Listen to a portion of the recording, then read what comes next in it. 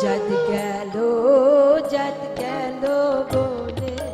লোকসঙ্গীতের কিংবদন্তি শিল্পী ফরিদা পারভীন মারা গেছেন।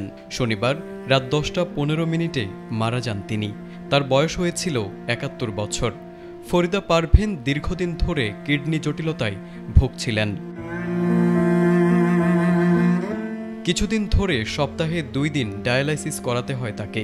নিয়মিত ডায়ালাইসিসের অংশ হিসেবে 2 সেপ্টেম্বর মহাখালীর ইউনিভার্সাল মেডিকেল কলেজ হাসপাতালে নেওয়া হয়, কিন্তু ডায়ালাইসিসের পর তার শারীরিক অবস্থার অবনতি ঘটে।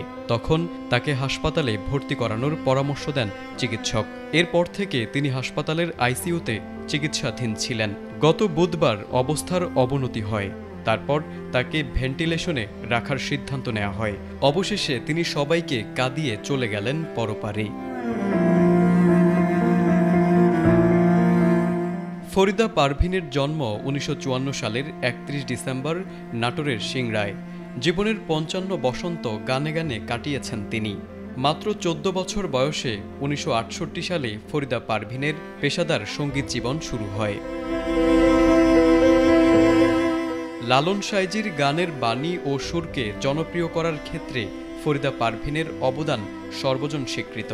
শুধু বাংলাদেশ নয়, বিশ্ব দরবারেও তিনি লালন শাহের বাণী ও সুরকে প্রচারের কাজে নিয়োজিত ছিলেন। লালন সঙ্গীতে অবদানের জন্য 1987 সালে বাংলাদেশ সরকারের 21 পদক পান ফরিদা পারভীন।